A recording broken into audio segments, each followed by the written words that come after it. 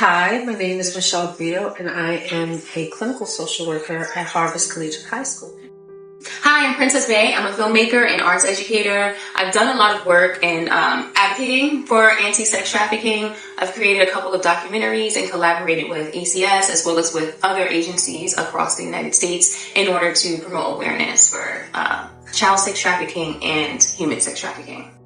Hello everyone, my name is Elsie Nieves and I am an educational paraprofessional for the Board of Education. And one of my defining moments was when I worked at NYPD.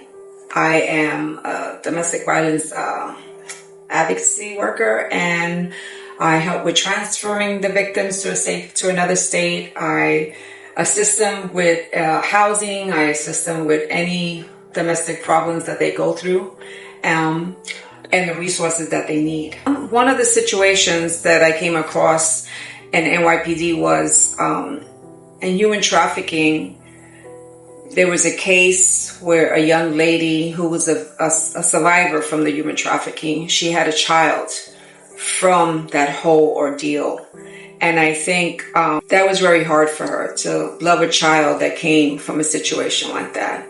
She will be in therapy for life. But one of the good things is that with the women's support group, we will always encourage her, direct her to the right resources that she needs. And also the NYPD officers do wellness checks on their victims.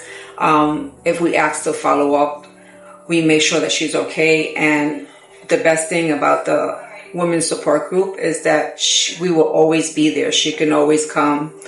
All victims can always get the support that they need.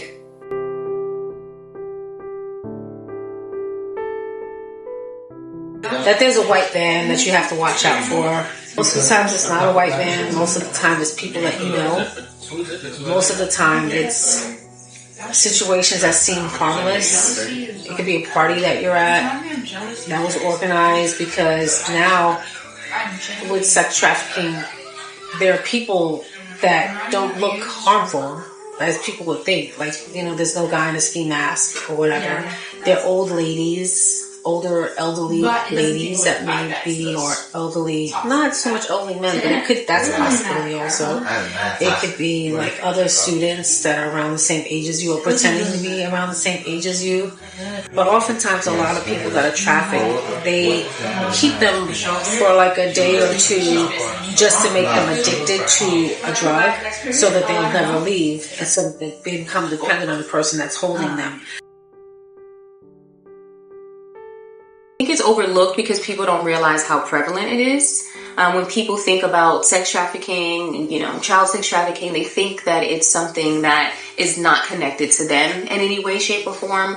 What people don't realize is that they probably know someone who actually was a victim of trafficking at some point in their lives. But because it's not something that people talk about, it's not on top of mind for most individuals. Manipulation, for sure. Coercion is another way. A lot of times people build trust with their victims, and that makes it a lot easier for them to abuse them.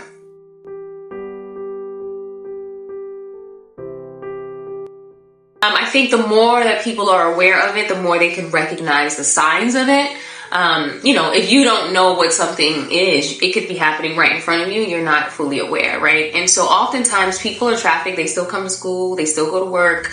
And no one really knows what's happening, right? It plays a huge role, because the more information you have about the non-typical situations like you see on TV, the more aware you are and the more you can make better decisions. Not just physical self-defense, but mental self-defense. Create some boundaries for yourself.